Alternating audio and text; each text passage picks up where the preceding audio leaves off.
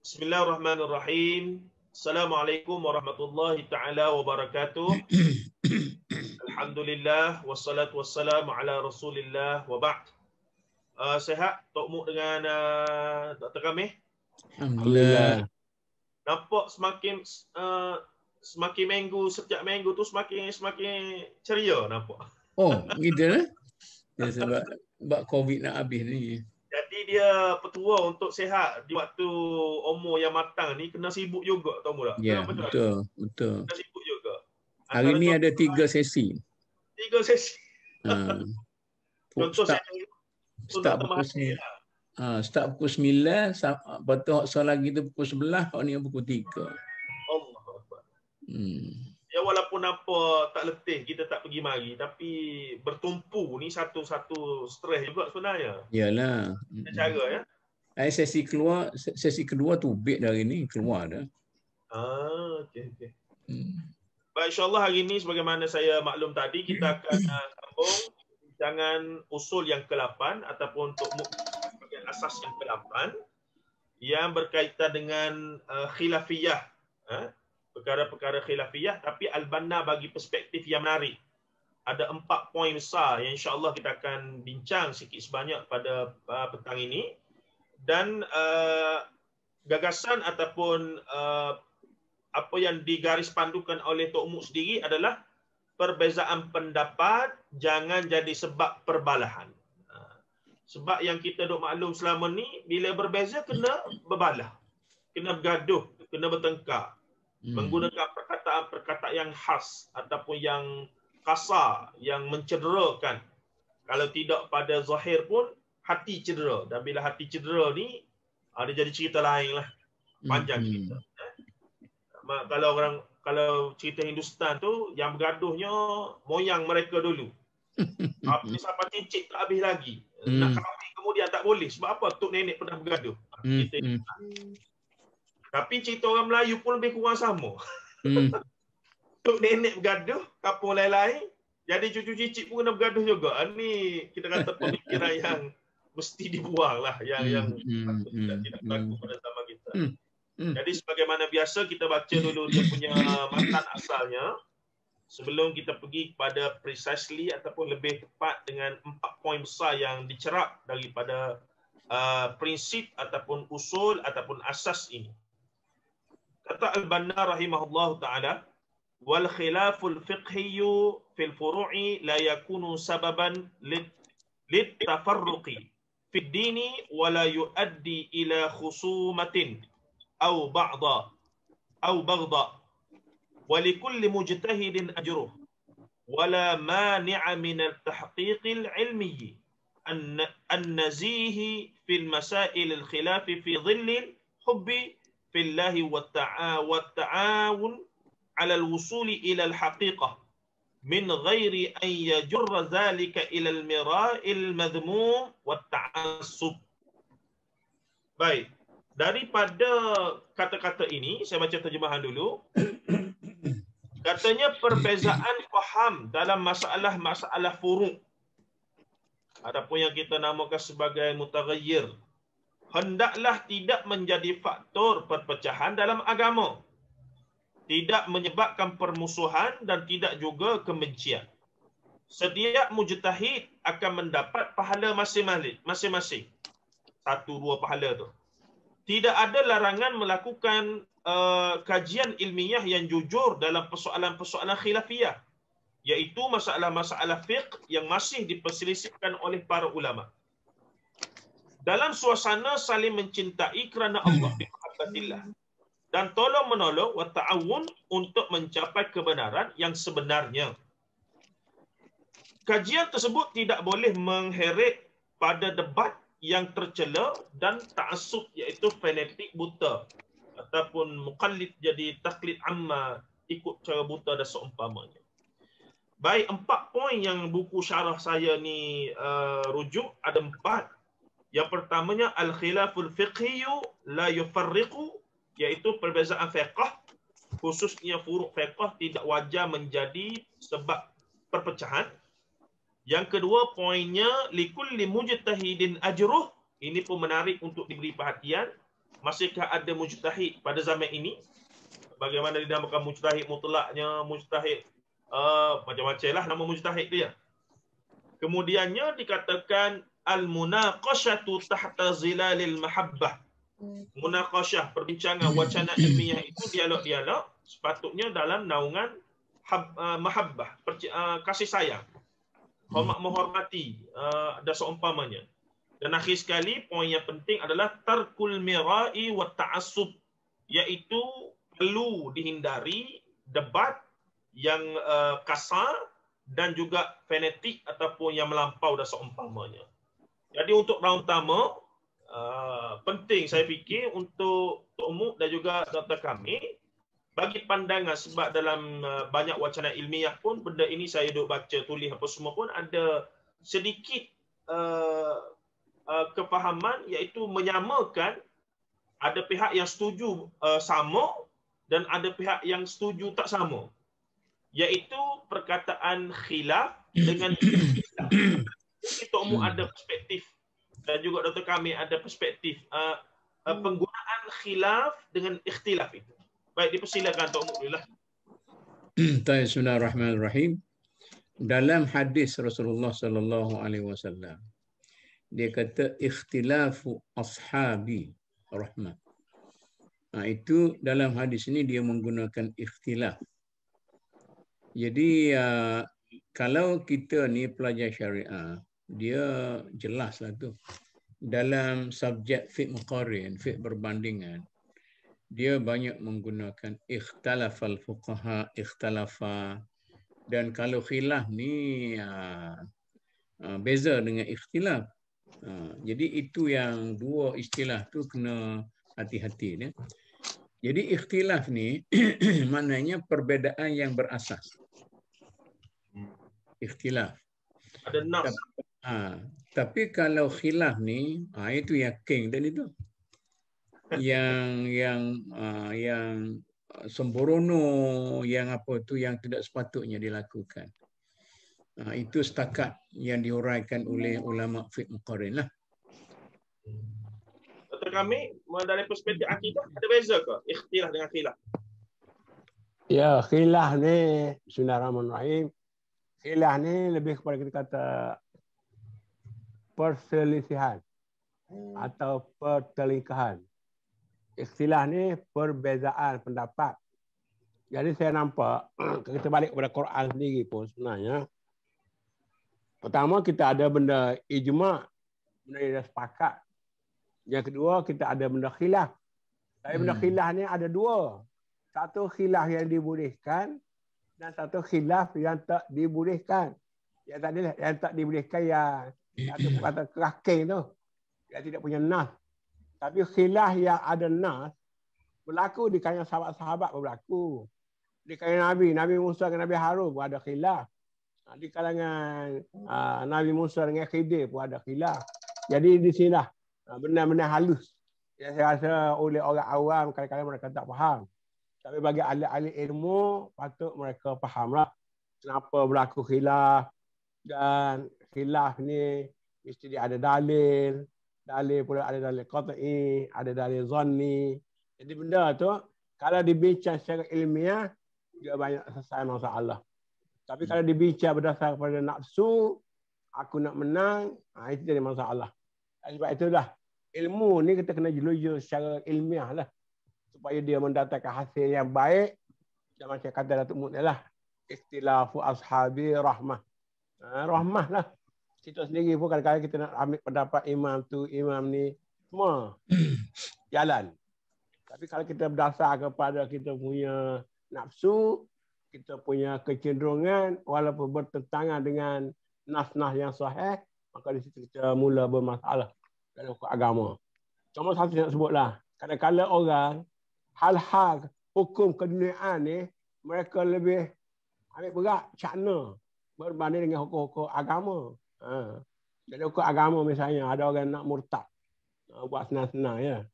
Tapi kalau hukum-hukum dunia ni ada orang yang kena denda RM100 tak padan, bising juga.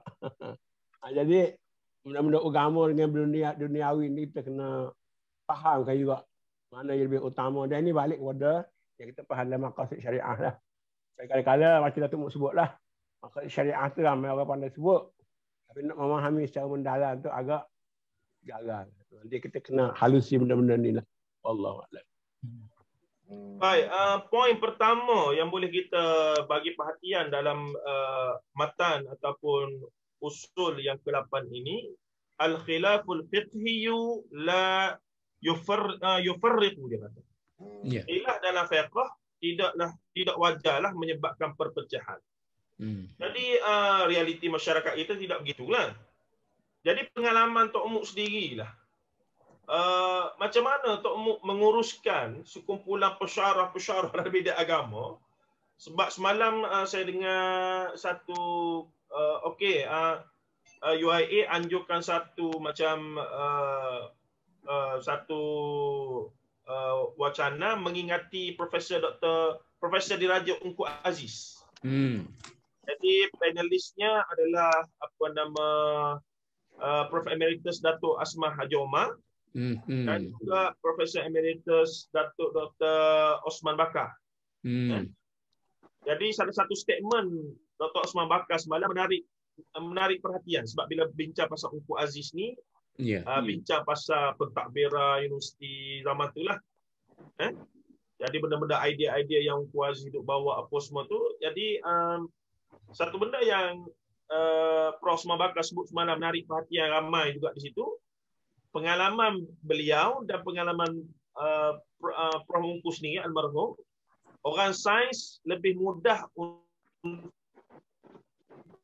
dengar kata istilahnya obedience kepada pihak pentadbiran berbanding dengan orang sains sosial, khususnya orang agama lah kot saya nak kata. Jadi Tok Muk sendiri tu macam mana membina suasana di api pada masa itu sebagai pengarah, yang saya sendiri sempat duduk sekejap dalam saya tahu masing-masing berbeza ni. Masing-masing berbeza. Tapi dapat membina suasana yang walaupun berbeza, hormat menghormati. Mungkin boleh kongsi dengan kami. Dia macam ni. Apa yang Prof. Osman kata itu betul. Bukan saja dari segi melihat, tetapi saya mengalami. Bila sampai satu peringkat, saya nak bina balik Akademi Islam tu. Jadi bila nak bina balik orang Akademi Islam tu, mula-mula saya bincang dengan puak-puak engineering, saintis daripada Fakulti Engineering, Fakulti Sains. Kita bincang. Dia orang ni, dia 2x2 4. Dia tidak dilatih untuk argument. 2x2 4. Okey. Apabila saya menjemput beberapa orang daripada Fakulti Sastra dan Sains Sosial, dia punya argument tu, ini balik kepada cara berfikir. Satu, orang-orang sains ni, dia berfikir secara kuantitatif. Orang-orang daripada Fakulti Sastra, pengajar Islam pun ni, dia banyak menggunakan metod kualitatif. Itu. Jadi, kalau kita nak pimpin orang ni, kita mesti campur antara nilai-nilai kualitatif dan nilai-nilai kuantitatif. Bila dua-dua ni campur, barulah dia dapat menseksamakan. Seorang daripada disiplin sains sosial atau pengajar Islam, dia buat kesimpulan berasaskan kepada logik argument dia. Sebab tu dia kena panjang. Argument dia logik panjang. Kalau pengajar Islam ni, kalau kita belajar usul fiqh, akhir sekali dia kata mana? Tak ada apa-apa untuk dia kata apa tu? Mental exercise saja. Sudah pada apa panjang-panjang dah mental exercise. Tetapi saintis ni dia kata macam tu lah, macam matematik 2x2 mesti 4 dah. Dia tidak pergi ke lain. Jadi kalau kita minta daripada pokok saintis ni, saya tak nak 2x2 4. saya nak 2 kali 2 jadi 6. Biar dia fikir sikit lah. Dalam satu interview, seorang staff saya lah, dia nak minta Profesor Madya. Kemudian bila pergi interview, dia peringkat pusat. Dia kata dia ni macam mana ni.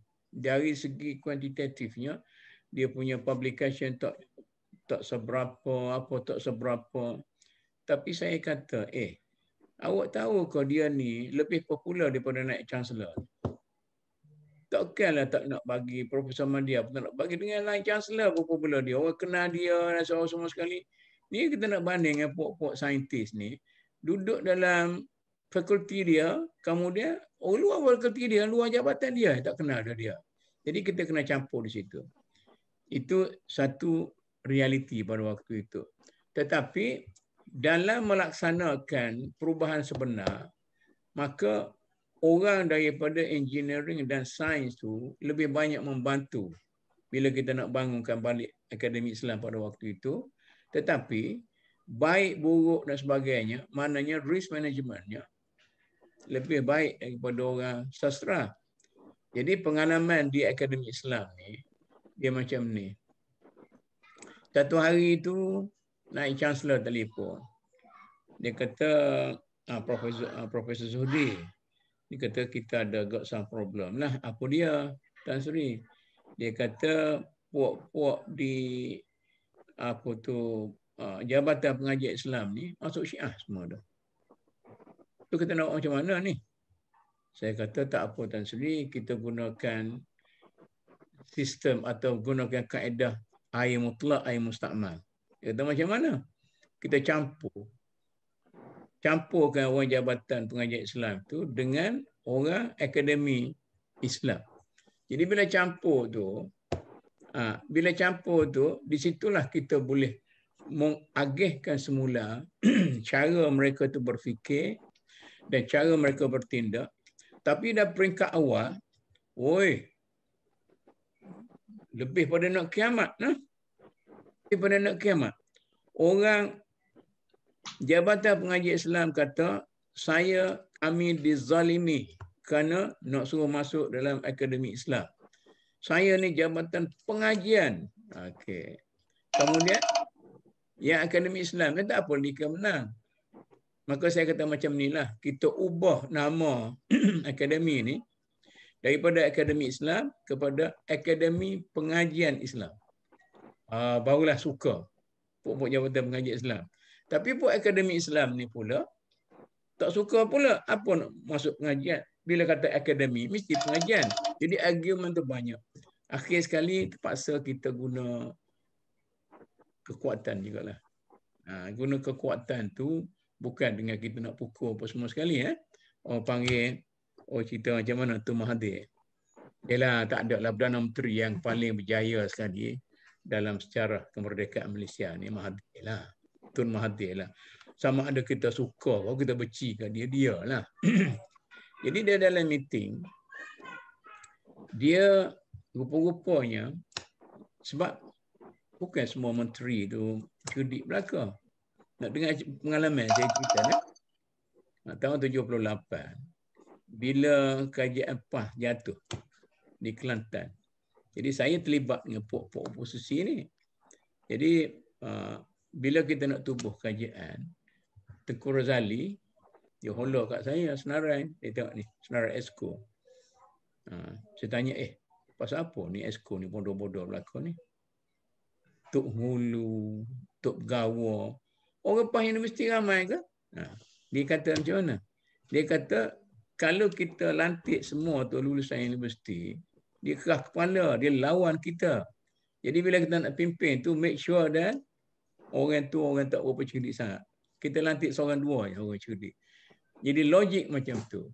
Jadi oleh kerana itu maknanya perbahasan di kalangan, kalau kita kata ahli-ahli akademik yang berfikiran secara kualitatif itu, perbincangannya meleret-leret dan kita kena menggunakan satu metod iaitu mereka itu kena faham setakat mana mereka itu boleh berbincang tanpa dilarang. Saya kata macam tu Mahathir tadi, bincang. Kalau orang kata, nampak pengurusi kita ni, hidung dia dah berair tu, dia stop lah. Macam tu. Jadi kena ada. Tetapi saintis lain. Saintis betul-betul 2 kali 2, 4. Tetapi kadang-kadang tidak ada flexibility juga. Sebab dia tidak boleh fikir tentang risiko pada sesuatu tu. Dia kira 2 kali 2, 4, dia naiklah. Tetapi dari segi bisnesnya, kualitatif sangat penting. Jadi saya rasa dua-duanya tu kita kena campur. Sebab tu sebuah universiti pada waktu Universiti Sains Malaysia ke, dia pelajar sains semua, maka ternyata selepas itu tidak begitu berjaya sebab tidak bercampur antara kuantitatif dengan kualitatif dari cara berfikir. Itulah pengalamannya. Baik, terima kasih Tok Mu. Dr. Kamil, daripada usul ini berkaitan khilaf fiqhi ini, mungkin Dr. Kamil ada pengalaman ataupun melalui pembacaan situasi di Mesir yang mana menyebabkan Al-Banna melihat kalau ini penting untuk diangkat dan dibahaskan. Bismillahirrahmanirrahim. Assalamualaikum. Saya pernah jumpa berdepan dengan Ustaz Mustafa Masyhur. Ketika itu dia Musyi'an Ikhwan Muslimin. Pesan dia kepada saya, kalau kamu balik Malaysia, jangan lantik orang sains jadi pemimpin nombor 1. Jadi saya pun terfikir sekarang ni, mungkin larangan inilah melibatkan Mesir hancur di tangan Mursi, seorang saintis. Mungkin dalam bidang politik selalu orang sebut lantik ahli falsafah menjadi pemimpin. Ini disebut oleh tokoh-tokoh filsuf Islam dulu. Kerana orang sastra ni, Datuk Mu kata tadi, dia berkualitatif. Jadi dia banyak fikir 2 kali 2, 5, 2 kali 2, 4 dan sebagainya. Tetapi ada barangkali orang saintis yang dia boleh juga berfikir secara kualitatif. Macam disebut Dr. Mahathir tadi. Seorang saintis yang sampai kepada tahap dia boleh berfikir secara kualitatif. Tetapi untuk jadi pengikut 5 kali, ikutlah macam mana pun. Jadi sebab itulah, saya rasa perbezaan pendapat ni, kita tak boleh buat macam orang sains tu. 2 kali 2, 4. Sebab saya dengar orang sains ni, dia baca surat khabar pun kalau engineer, dia baca bidang dia je. Biarlah dia tak baca, ikutlah jadi apa pun. Jadi mereka ni menjadi seperti ulat yang korek batu kayu. Jadi masuk dalam lubang tu, selagi kita tahu apa yang berlaku di luar. Tapi kita nak, terutama orang pick up pemimpin lah. Dia mempunyai fikiran terbuka, lapang, dia tengok dari semua sudut. Dan orang bawah kita tu, pertama sekali, akal, kepahaman, pemikiran yang berbeza-beza. Paling tidak ada 3. 1, cerdik. Yang kedua, sederhana. Yang ketiga, bodoh. Jadi sebagai orang sastra atau filsuf, dia kena ambil kira semua tu. Tapi kalau orang sains, bila orang sains jadi naik chancellor, dia guna kaedah di fakulti engineering ke, fakulti perubatan ke, nak dipakai kepada semua. Tak ada soal ISO lah, soal apa-apa. Hancur habis. Soal-soal Scopus dan sebagainya. Sebab bidang agama lain. Bidang agama, bidang sains ni, kita buku lebih utama. Mereka nak kepada jurnal. Jurnal tu berapa orang yang baca. Tapi kalau kitab-kitab yang kita tulis tu, cetak 10 kali cetak. Mazhar yang ni, Ustaz Ilyas cetak 10 edisi cetak, orang baca lagi. Maknanya dalam bab-bab sastra, bab-bab keagamaan, buku yang simple-simple tu lebih masyhur daripada jurnal yang ditulis tadi. Jurnal tu mungkin 10 orang je. Jurnal saya tengok 25 orang baca, 30 orang baca. Itu online punya jurnal. Padahal kita tulis tu sakit kepala-kepala. Tapi kalau tulis artikel khabar tu beribu-ribu orang baca. Walaupun kita tulis dengan begitu saja. Kemudian tabiat bahasa menyebabkan orang berbeza. Bahasa Arab, Datuk Mu boleh cerita. Perkataan ainun tu ada berapa makna? Polis mata-mata pun ainun, barang mahal pun ainun, wanita cantik pun ainun, macam-macam ainun saja. Nama buah taman tu ada 4-500. Kamarudin nama buah taman. Boleh kat Melayu jadi nama orang. Contoh. Kemudian kita tengok kaedah-kaedah. nak berijtihad. Syafi'i kata qiyas. Abu Hanifah kata istihsan. Maliki kata masalah mustalah. Mazhab Hanafi kata zar macam-macam. Yang empat itu apa dah? Yang Quran hadis itu semua ijma'. Tapi yang lain-lain itu semuanya kemudian satu benda tu pula. Katalah apa dah? Ya tarabbasna bi anfusihinna salasata quru. Kata quru tu pun dia boleh kelahi lagi. Yang ni kata quru al-haid. Yang kata quru at-tahru. Jadi benda kaedah yang sama, dalil yang sama pun boleh berbeza pendapat lagi. Apa lagi bagi kita pergi kepada perbincangan soal hadis Nabi. Soal hadis Nabi itulah ada orang nak apa ni, gosok gigi pakai kayu arak, pakai kayu tu. Ada orang kata lebih baik pakai buah gigi, ada orang kata pakai ubat gigi lagi. Itu berdasar kepada bahasa, berdasar kepada hadis dan sebagainya. Kemudian bila datang pula isu-isu baru-baru macam sekarang ni, perubatan, keuangan ni, macam-macam fikiran. Dan ini memerlukan kepada, saya katalah, tidak orang sains semata-mata, tetapi betul lah, saya kata tadi, kena campur orang sains, orang sastra, masing-masing ada kelebihan dan masing-masing pun ada kekurangan. Kemudian juga, last kali saya sebut, kita kata, sekarang kita ada fikir tentang maqasid syariah. Maqasid syariah tu kita bicara tentang masalah dan tentang mudarat. Nak menentukan mana yang mudarat, mana yang masalah tu pun berbeza pula. Dah setuju dah, sama-sama masalah, sama-sama darurat. Tapi nak menentukan size, volume, maqasid syariah di darar, yang ini masalah pun berbeza-beza. Jadi sebab itulah kita tak boleh lari daripada berlapang dada untuk menerima perbezaan pendapat, kecuali orang-orang yang ada gurur, terpedaya dengan diri sendiri, merasa diri dia saya cerdik, orang lain bodoh belaka, dan banyak-banyak benda-benda yang bersifat psikologi dan sebagainya. Ini yang merosakkan perselisihan sehingga menjadi sebagai satu perbalahan. Allah. Baik, minta kepada sahabat-sahabat kita 55 orang ini yang sedang menonton bersama kita ya, supaya share di Facebook dan juga di channel masing-masing, insya-Allah.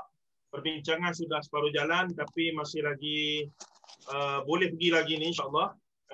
Kerana poin yang kedua ni juga menarik, iaitu kata rujukan saya ini likulli mujtahidin ajrun. Bagi setiap mujtahid itu pahala. Yakni kalau dia berijtihad dengan betul, maka 2 pahala bagi dia. Kalau dia berijtihad dengan tidak tepat, saya tak guna istilah salah, tapi tidak tepat sebab ada yang lebih tepat, maka pahala bagi dia 1. Soalnya sekarang Tok Mu, siapa mujtahid zaman ini? Ya. Dia susah nak jawab tu. Dia sebelum jawab tu saya kena ulah banyak panjang. Iaitu ulama sekarang berhadapan dengan this identity. Jadi yang dikatakan ulama mungkin tidak ulama. Yang tidak dikatakan ulama itu mungkin ulama. Kemudian nak kata mujtahid tidak mujtahid itu, kalau kita kata nak jadi mujtahid itu kita kena memenuhi syarat-syarat yang disebut dalam kitab-kitab klasik. Tak ada satu pun mujtahid. Tetapi kalau kita tidak meraihkan realiti semasa, maka artinya dalam Islam itu pintu ijtihad betul-betul ditutup. Sedangkan kita kata pintu ijtihad tidak pernah ditutup. Itu kena balancing lah. Jadi sekarang ini zaman orang mengenali orang lain berasaskan kepada sains yang ada. Kalau dia tu ada bachelor, itu bachelor lah. Kalau dia ada master, dia sudah master dalam bidang tu. Kalau dia ada PhD, dia sudah ada falsafah yang jelas tentang ilmu dalam bidang dia. Kalau dia dapat profesor misalnya, profesor tu dia lebih mendalam. Tetapi seorang profesor dalam bidang dia sekarang ini kadang-kala bagi masyarakat, dia tidak melihat profesor sebagai seorang profesional dalam bidang tu. Dia kata, sama adalah, lebih baik dia ambil tok guru kampung biasa. Jadi kalau kita nak kata tok guru kampung tu tak betul, ada kadang-kadang dia juga betul. Jadi oleh kerana itu, kita terpaksa balik semula juga tadi, macam nilai-nilai kualitatif dan kuantitatif. Satu. Yang kedua, nilai-nilai yang berasaskan kepada vertikal dan horizontal. Jadi kata ahli-ahli pendidikan, orang yang cerdik-cerdik, dia boleh membuat perimbangan antara sifat-sifat raksi, vertikal, dan sifat-sifat ufuki, iaitu horizontal. Bila kita letak vertikal di situ, letak horizontal kat situ, di mana sekuens dia yang ada? Dijumpa kat mana? Mungkin kalau yang di tengah-tengah tu kita boleh cari dah lah. Jadi orang yang betul-betul dapat melakukan ijtihad itu. Sebenarnya ijtihad ini, pada zaman ini, kita kena translatekan bahasa itu kepada soal-soal akademik. Jadi dalam akademik, ijtihad itu ialah research. Jadi seorang yang hanya tahu membuat basic research, dia tidak panggil mujtahid lah. Tapi dia boleh basic dan apply, dia boleh buat research tu. Maknanya dari segi keagamaan, dari segi keislaman, dia adalah seorang mujtahid. Jadi sama mana taraf mujtahid dia itu serah pada Tuhan lah. Sebab dia telah, mana ijtihad itu dia kata badlul juhdi. Melakukan sesuatu, kalau kita sekarang ni, melakukan sesuatu research dengan sepenuh hati dan sepenuh daya. Itu sudah ijtihad lah tu. Tapi kita nak kata ini ijtihad, ditolak oleh ulama-ulama yang lebih klasik. Dia kata ijtihad tu kena macam ni, macam ni, macam ni, macam ni, macam ni. Katalah syarat menghafal Quran. Nak syarat hafal Quran macam mana sekarang ni? Petik saja perkataan itu keluar dalam Quran. Okey? Petik saja satu perkataan dalam hadis, keluar semua dalam hadis. Maknanya kita kena tengok syarat-syarat ijtihad itu berasaskan kepada realiti semasa juga. Maka oleh kerana itu saya nak buat kesimpulan sikitlah. Pada zaman ini pun ada mujtahid. Dan mujtahid itu, kalau sekiranya orang itu hanya tahu disiplin dia, macam Dr. Kamil kata tadi, dia hanya tahu disiplin dia. Dia kata mujtahid janibi. Mujtahid dalam bidang dia tu. Tapi kadang-kadang orang tu ada, dia panggil interdisciplinary punya sistem. Interdisciplinary punya metod dan sebagainya. Maka dia boleh melakau semua sekali. Maka itu kita kata seorang mujtahid. Tapi tidak mutlak. Mungkin tidak ada sekali lagi mujtahid yang mutlak, tetapi ada researcher yang cukup baik dan kita kena iktiraf dia sebagai mujtahidu zamanihi. Mujtahid yang mewakili zamannya. Kalau tidak, maknanya kita terpaksa mengatakan bahawa pintu ijtihad itu telah ditutup. Bolehkah kita kata macam institusi fatwa mufti dan seumpama tu kira satu, maksudnya ijtihad sekarang ini lebih dilihat perlunya kolektif begitu, tidak lagi individu macam dulu. Sebab tidak ada tokoh-tokoh besar macam dululah. Jangan tanya saya soalan ni. Apa tu? Bagi saya mufti Malaysia ni bukan ulama. Mereka itu adalah umara. Jadi kalau kita bahagi kepada dua, satu ulama, satu umara, saya nak kelaskan mufti itu sebagai umara, orang yang memerintah. Sebab definisi mufti itu sendiri, orang yang dilantik bla bla bla bla bla untuk memerintah, untuk membuat sesuatu dekri tentang fatwa dan sebagainya. Itu dia wazifatul umara. Jadi ulamanya ialah ahli fatwa itu. ahli jawatankuasa fatwa di bawah dia tu. Dia tu ulama. Sebab itu saya rasa mufti ni kena bijak. Cari para ulama yang boleh membantu dia sebagai umara. Barulah dia boleh menjadi seorang umara yang betul-betul efektif. Tapi mufti marahlah kat saya. Yang bila saya kata mufti tidak ulama. Macam mana juga dah. Tapi realiti macam tu. Saya duduk fikir bila saya classify mufti itu sebagai umara. Bukan mufti dia orang bodoh. Tapi dia duduk dalam kelas umara yang melaksanakan perintah raja. Yang melaksanakan perintah. Maknanya dia tidak bebas pun tak apalah. Ya ahli-ahli dia tu. Tapi kadang-kadang ahli-ahli dia tu pun saya nak pinjam bahasa ni Aziz boleh tak? Masa tu Soha Dewan Ulama PAS Kelantan, dia pengurusi PAS pusat. Dia kata jawatan kuasa kita ni bukan ulama ni, tok lebah. Susahlah saya pun nak cerita. Saya cerita sekat tu je lah pandangan dia pada waktu itu. Padahlah tu. Padahlah. Dr. Kamil sendiri pengalaman, sebab kita tahu Dr. Kamil di Kelantan pun ada terlibat dengan fatwa lebih kurang, di Peringkat Jakin pun ada. Jadi Dr. Kamil melihat jawatan kuasa tu sudah mewakili ijtihad paling tidak untuk negara kita lah.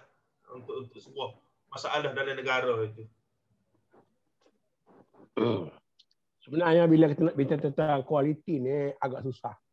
Sebab kalau kuantiti senang, ada MA, ada PhD, ada profesor emeritus, ada macam-macam lagi lah. Kerusi, tak kerusi dan sebagainya. Tapi bila kita pergi kepada soal kualiti, kita kena tengok juga. Satu, kualiti ahli majlis fatwa. Mereka nas daripada ikhlas dan tajarrud daripada hawa nafsu. Kita tak nak orang yang tukar bodek. Jadi betul tak ni, pemilihan yang dibuat oleh mufti terhadap ahli-ahli majlis fatwa tu adalah berdasar kepada bukan sahaja ilmu, tetapi ahli-ahli yang ikhlas, yang bukan nak mencari kepentingan diri, atau kalau zaman dulu lah ada penasihat-penasihat yang nak tahu dah raja nak lagu mana. Raja nak lagu tu, dia buat fatwa macam tu. Ini yang dikatakan dalam Quran tu, penasihat-penasihat yang merosakkan raja itu sendiri. Kerajaan macam tu juga.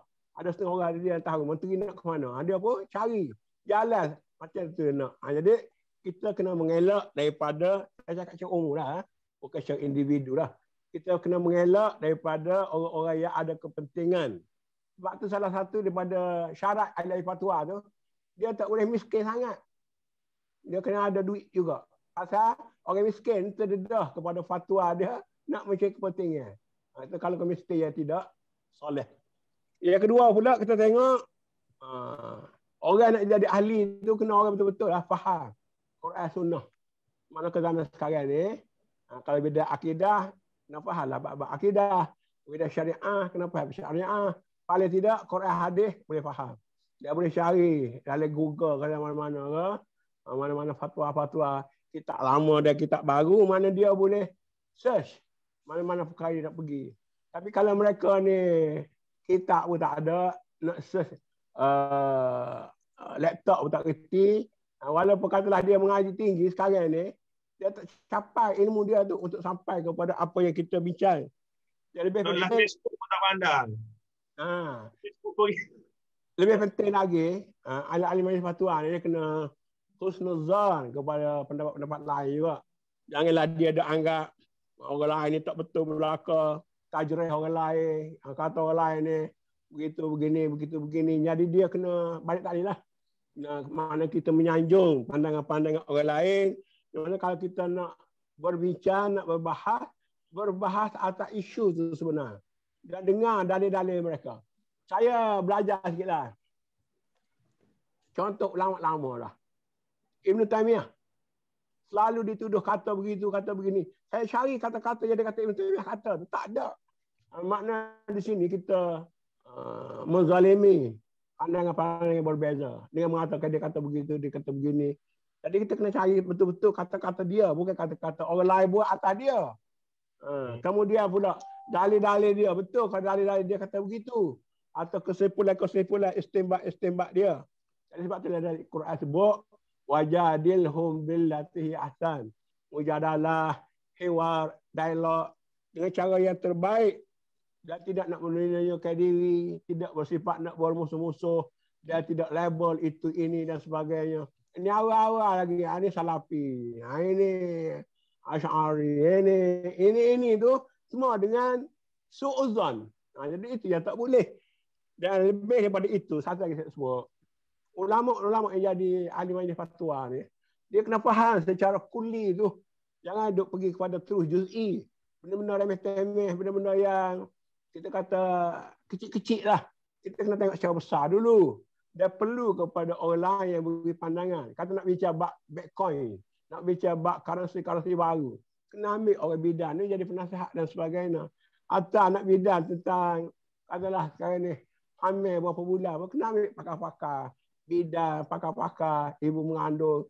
Jadi ustaz-ustaz saja tak cukup nak baca kitab dari dulu tu. Sebab kitab-kitab itu sudah out of date dengan zaman ni. Jadi kita perlu pada teknologi baru dan sebagainya. Kemudian kena faham pula mana tempat ijma', mana tempat khilaf.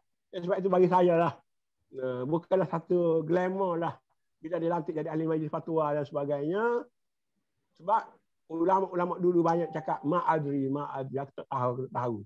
Masalah ulama kita sekarang ni, tanya 1, 10 dia jawab. Orang zaman dulu tanya 10, 1 jawab. Bukan 10. Imam Malik tahu tanya 40, 1 dia jawab. Kita sekarang tanya 1, 40 jawapan. Itu makna kurangnya kita punya khusyuk, tawaduk dan sebagainya. Dan akhir saya nak sebut, jadi ada hukum wakaf jangka panjang, ada jangka pendek, ada segera dan sebagainya. Jadi maknanya di sini kita nak menentukan ni, maknanya kita tengoklah sejauh mana kealimannya, sejauh mana kejahilannya, sejauh mana terpaksanya, sejauh mana keterbukaannya, sejauh mana boleh pakai takwil, sejauh mana tak boleh pakai takwil dan sebagainya. Jadi kadang-kadang kalau tak jelas benda-benda asas ni, susah kita nak beri satu hukuman lah. Sebab tu janganlah mudah membuat hukum. Itu dia ini, label itu dia ini, tapi kita kena kaji pula supaya dia tu betul-betul. Cuma untuk Malaysia ni saya rasa lah, ahli-ahli yang dilatih ni alhamdulillah setakat kita di Malaysia ni kira okey lah. Allah Allah. Baik, poin seterusnya. Saya tidak perlu mengulas lagi. Poin seterusnya, al-munaqashatu tahta zilalil mahabbah. Yang ni menariknya, kita pengalaman saya sendiri melihat tokoh-tokoh yang besar lah juga kita bila tidak berjumpa langsung ni, maka hubungan tu jadi inilah banyak mengkritik dan juga memberi pandangan dari jauh.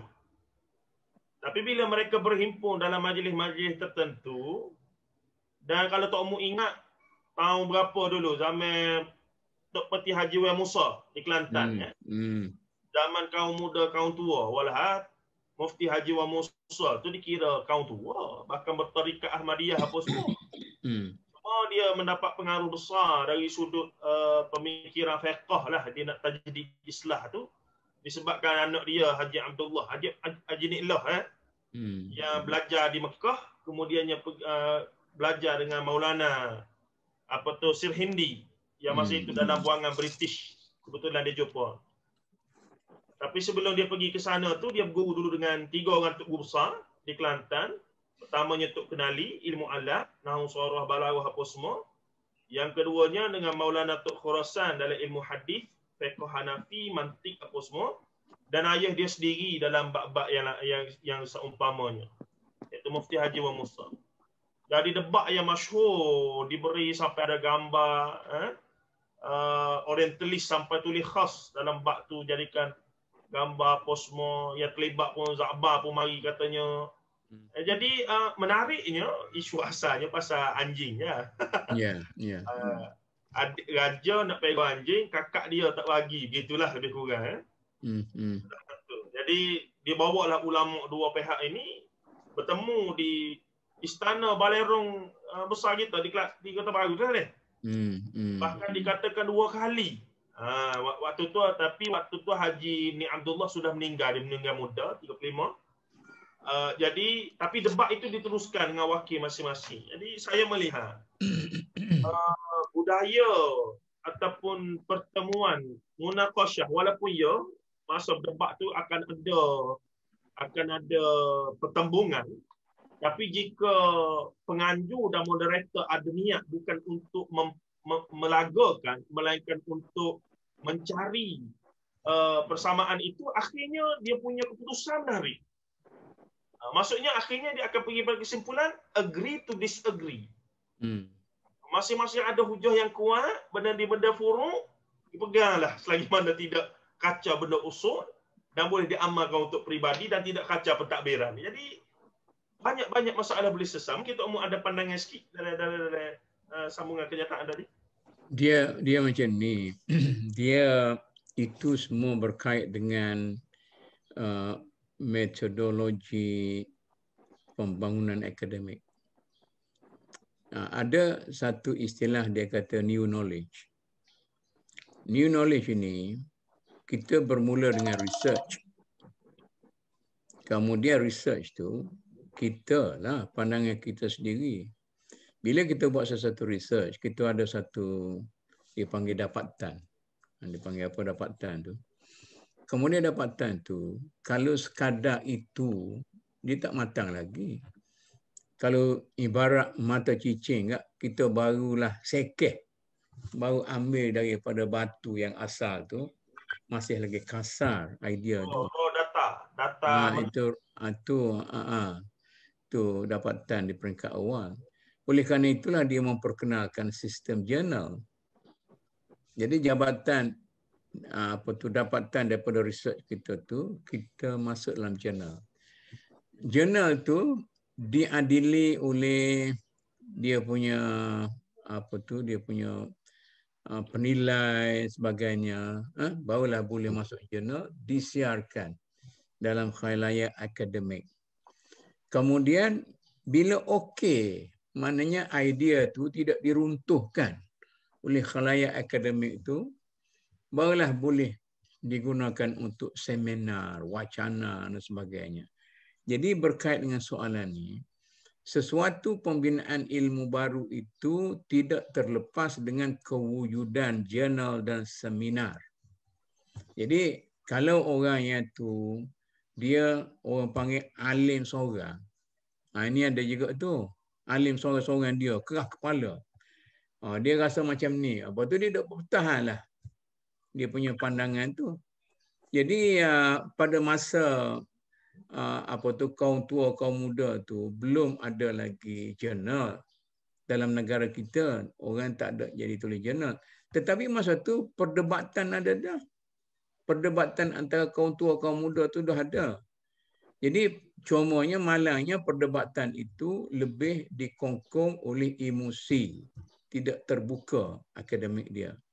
Oleh kerana itu dalam masyarakat sekarang ni, kalau kita nak kepada satu perkembangan yang sihat dari segi fatwa, dari segi apa semua sekali, maka kita kena lepas daripada negeri-negeri itu membuat fatwa, kita kena bawa kepada, sebab itu dalam bidang fatwa pun kena ada jurnal.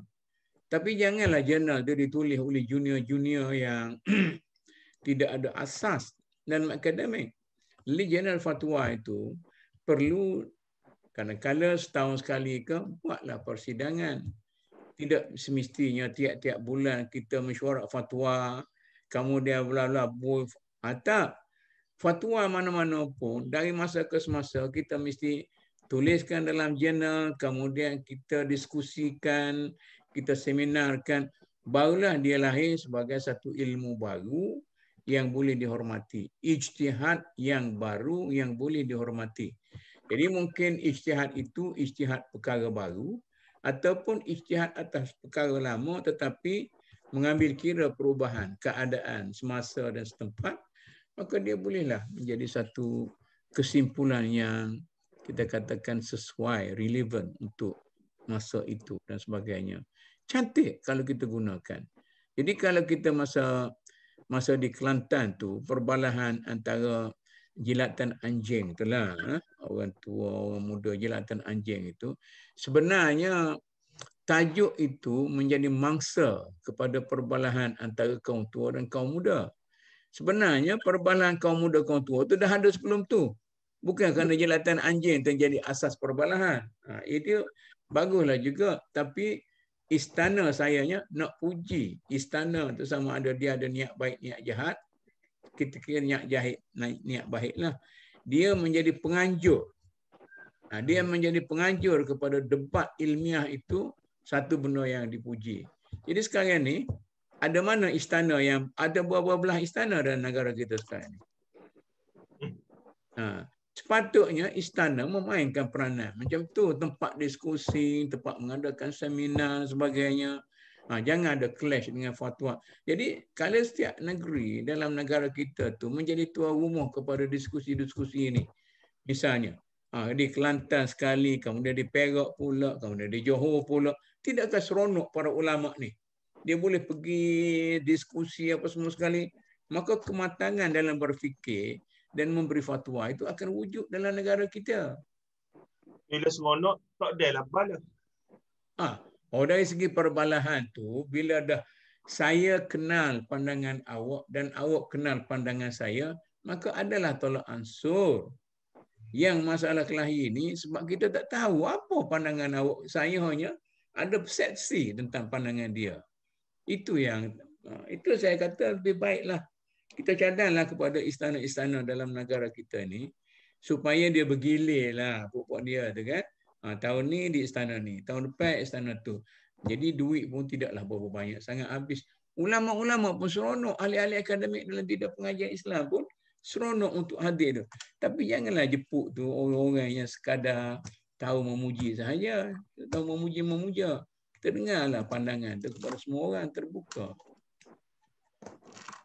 Saya ingat Tok Mu kena buat statement rasmi bawah MBN ni mencadangkan kepada istana-istana.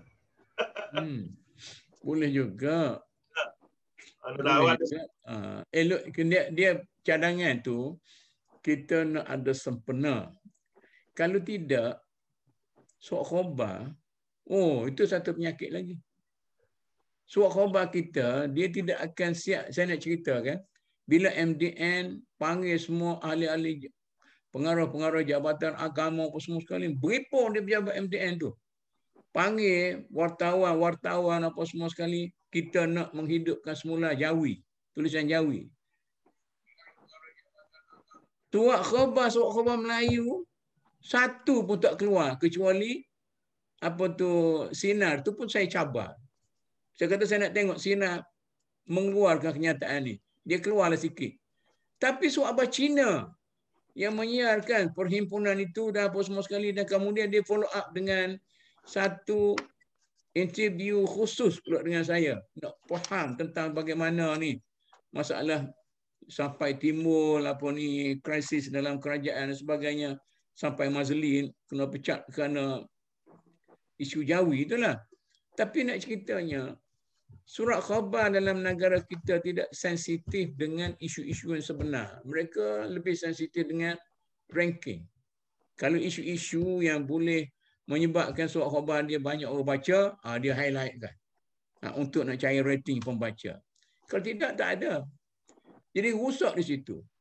Oleh kerana itu saya sekarang ni orang duduk di sini, rasuah. Sebenarnya masalah kita lebih pada rasuah tu. Fasad fil ardi. Kebobrokan dalam masyarakat kita. Dan rasuah itu sebagai satu hasil daripada kebobrokan itu saja. Jadi kita kena daripada akar umbinya sekali.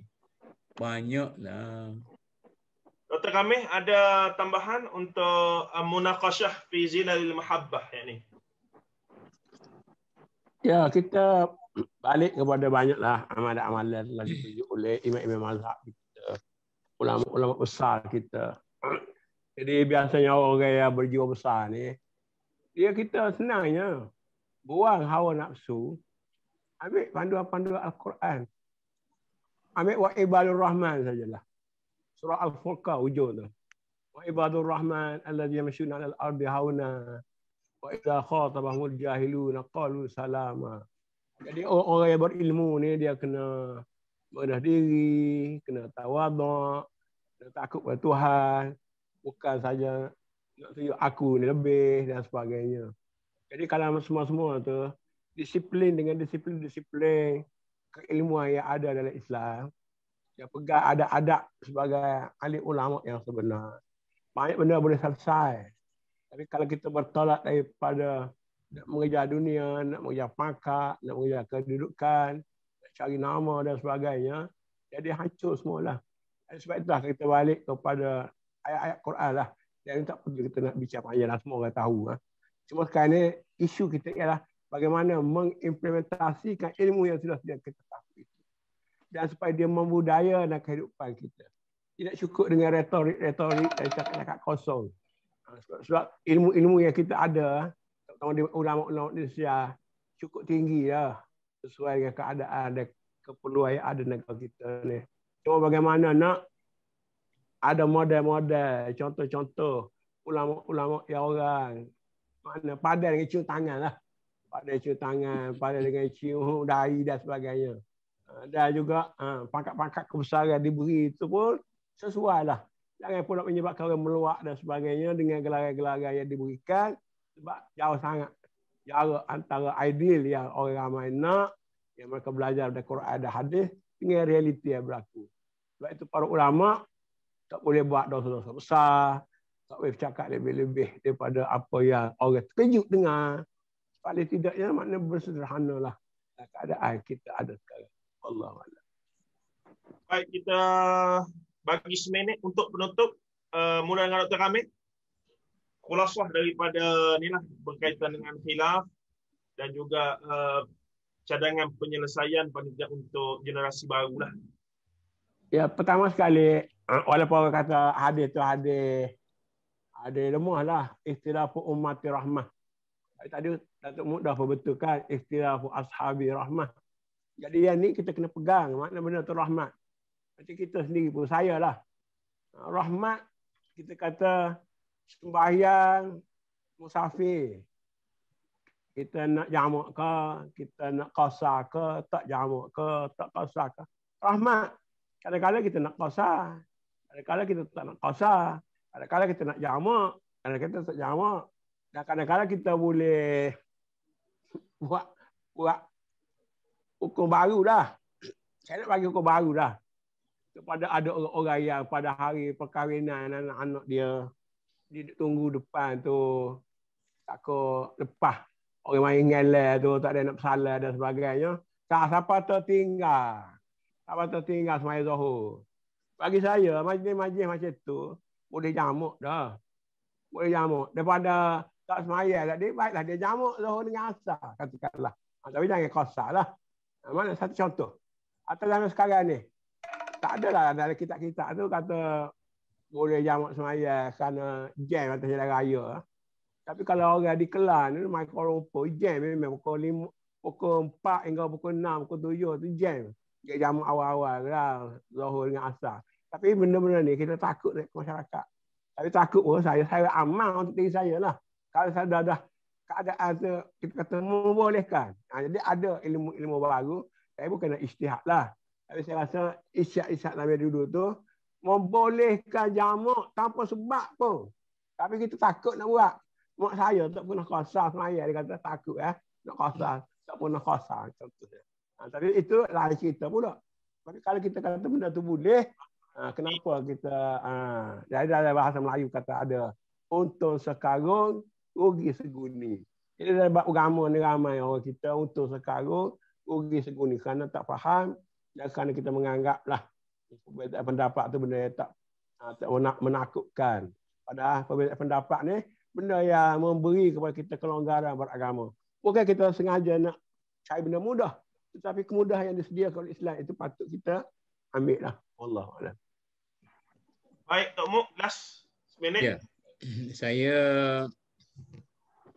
yang Dr. Kamil kata ashabi dengan ummati itu betul tu.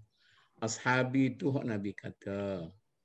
Kemudian berasaskan kepada ashabi itu para sahabat dan para tabi'in guna ashabi itu translate balik ummati.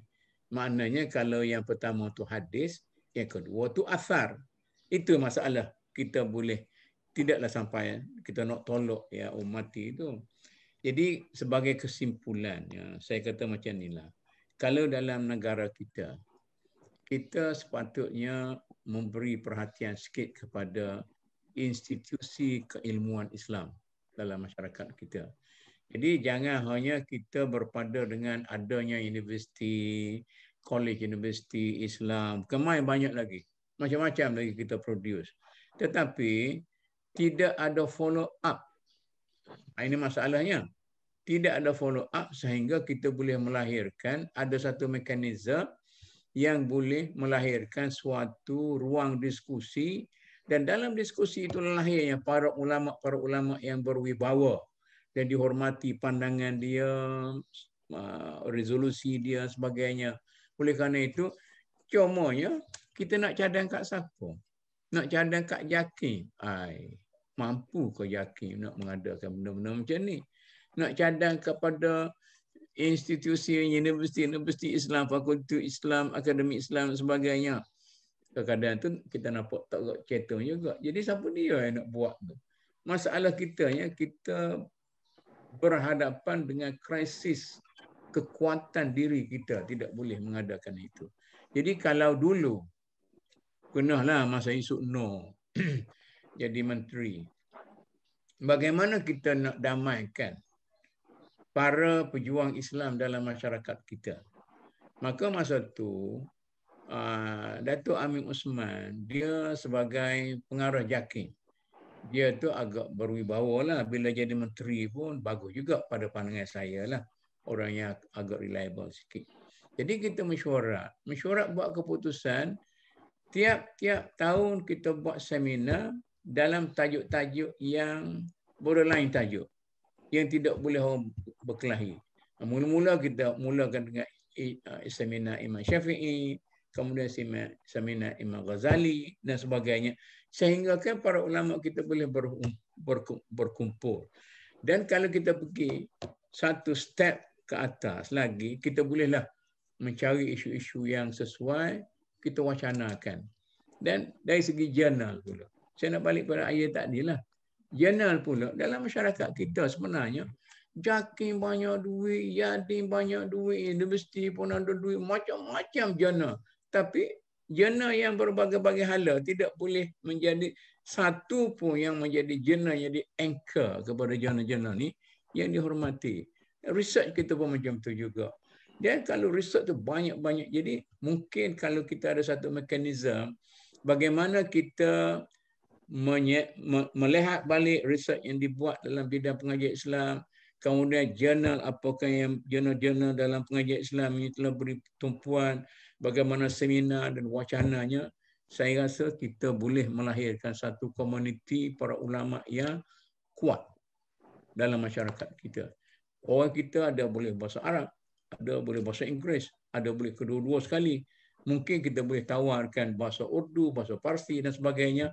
Punah yang Ustaz nak buat dulu. Tapi semuanya ini boleh dibangunkan kalau kerajaan memperuntukkan PT.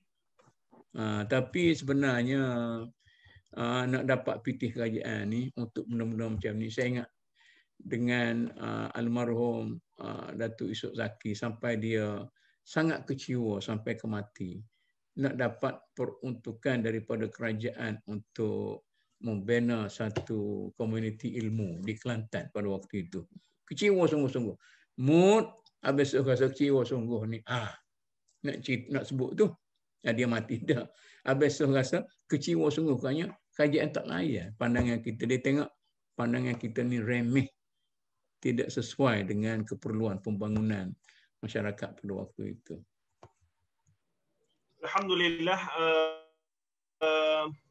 banyak yang perlu dicerna. Saya ingat rakaman ni sahabat-sahabat kena dengar balik supaya dapat memperhalusi pelbagai pandangan dan juga buah fikir daripada Tok Muk dan juga Dr. Kamil. Saya ingat kita berhenti di sini dulu. Kalau lebih banyak nanti dikhawatiri masing-masing tidak mampu untuk bawa ke depan lagi, insyaAllah. Jadi kita berhenti di situ dan kita jumpa minggu depan dengan usul yang ke-9. InsyaAllah kita cubalah untuk sebaik mungkin untuk mengambil juga 2 buku ini dengan masa yang ada. Wabillahi taufiq wa hidayah. Assalamualaikum warahmatullahi ta'ala wabarakatuh. Waalaikumsalam warahmatullahi wabarakatuh.